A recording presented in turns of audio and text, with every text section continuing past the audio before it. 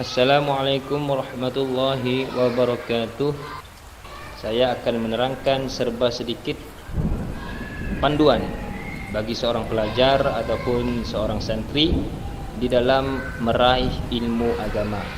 Di sini saya mengutip satu ucapan daripada Sayyidina Ali bin Abi Thalib. Ada 6 perkara. Jadi saya akan makna terlebih dahulu dengan menggunakan bahasa Madura, dan setelah itu saya akan menerangkan serba sedikit apa saja 6 perkara itu.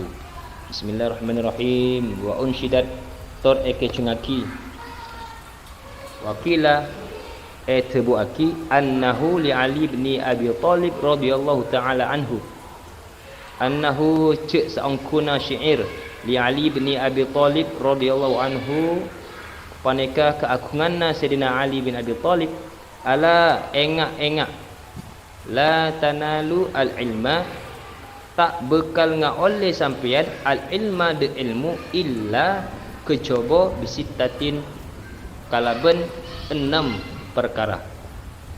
Saunika an majmu'iha dibayani. Saunika kaula bekal nerangaki ka sampeyan an dari majmu'iha satejena se menem dibayani kalaben keteranganna. Yang pertama apa? Zakaun, mangka atau pintar ataupun pandai. Jadi seorang santri itu syarat untuk mencari ilmu pertama harus pintar ataupun cerdas. Artinya apa? IQ-nya itu tinggi. Karena apa? Karena mencari ilmu itu membutuhkan banyak pemahaman, membutuhkan hafalan yang banyak. Makanya harus santri itu pintar. Yang kedua apa? Wahirsun, sareng pangateroh. Semisalnya orang itu tidak pintar tapi dia masih ada semangat juang yang cukup tinggi, masih mempunyai semangat dalam mencari ilmu, maka dia juga dapat meraih ilmu dengan jayanya.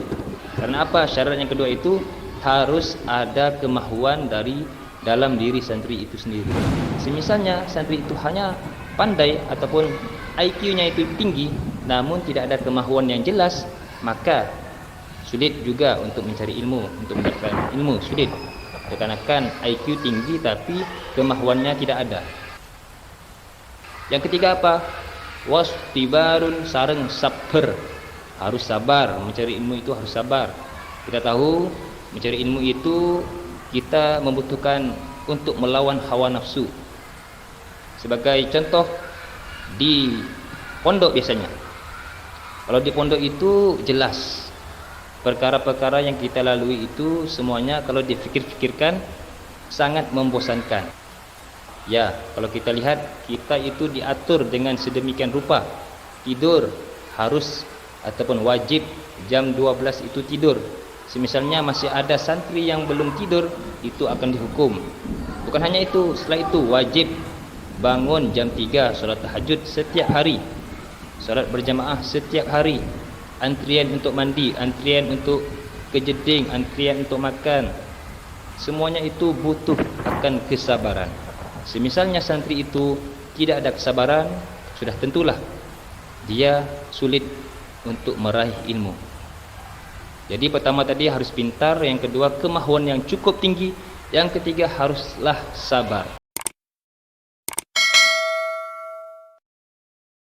Seterusnya wabulghatun, sareng sangoh.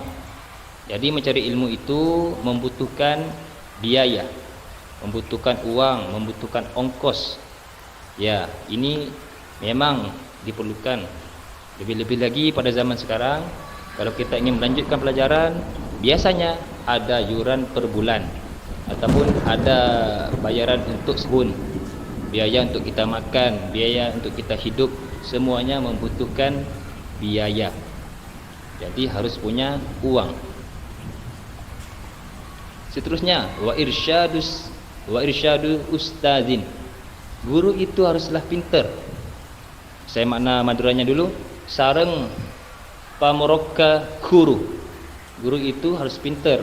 Jadi Andaikan gurunya itu tidak pintar, berarti proses penyampaian ilmu itu agak lambat ataupun akan berlaku kesalahpahaman ataupun lebih parahnya bisa sampai sesat. Makanya guru sebagai sumber utama dalam menyampaikan ilmu, haruslah guru itu guru-guru yang benar-benar terpercaya. Lebih-lebih lagi guru ahli sunnah wal jamaah. Jangan berguru dengan sembarangan guru. Takutnya nanti ilmu yang kita perolehi adalah ilmu yang menjauhkan kita daripada Allah. Auzubillah min zalik. Seterusnya, waktu lu zamanin sareng apit ke bektoh. Jadi waktunya harus lama. Mencari ilmu itu harus membutuhkan waktu yang cukup lama.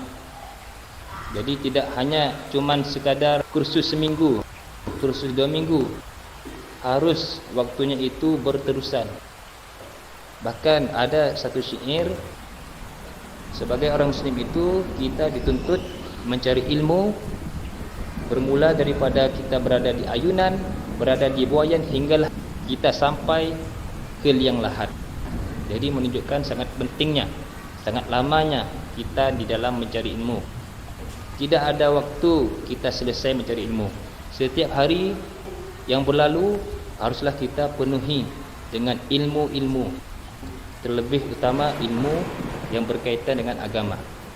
Semisalnya santri itu hanya mondok sekitar seminggu, 2 minggu ataupun 3 minggu, sudah tentulah ilmu yang diperolehi kelak adalah ilmu yang belum matang, ilmu yang belum menyeluruh. Jadi nanti akan berlaku ketidakfahaman ataupun kesalahfahaman di dalam menerangkan ataupun menjelaskan masalah-masalah berkaitan dengan agama. Makanya waktu zamanin membutuhkan waktu yang lama bagi kita menjelaskan ataupun memahami setiap ibarat-ibarat yang diperlukan dari pelbagai sumber rujukan kitab-kitab. Jadi memang membutuhkan waktu yang lama. Mungkin cukup sampai di sini dulu. Assalamualaikum warahmatullahi wabarakatuh.